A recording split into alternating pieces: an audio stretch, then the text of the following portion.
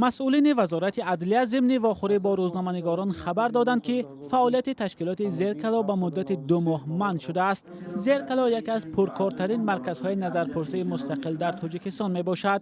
وزارت عدلیه می گوید رهبران تشکیلات جمعیتی به قانون شکنی راه دادند.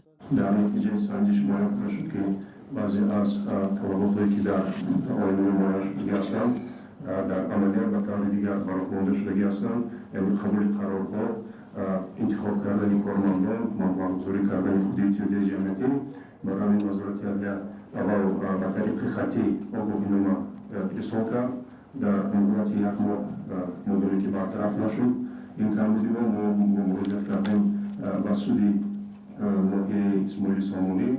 این زمان مسئله بازداشتن فعالیت تشکیلات مذکور با مدت 2 ماه وابسته به این قانون سربرانده است.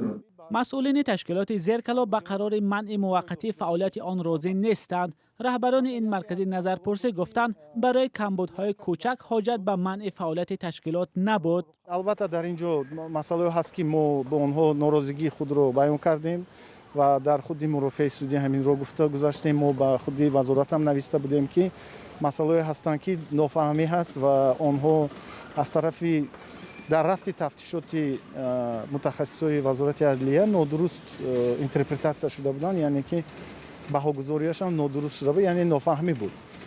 ما این رو پیشنهاد کردیم گفتیم، لیکن البته از طرف ما هم کمبودی جای داده شده بود، چون که ما باید با آگاهی وزارت عدلیه در دام 1 ماه جواب میدادیم، لیکن از سبب اون که روی خطی طلباتی که پیشنهاد شده بود آنها باید از روی قانونگذاری موجوده باید ما آنها رو دیده برآمده و بهای اساسناک باید میدادیم برای وای کردن.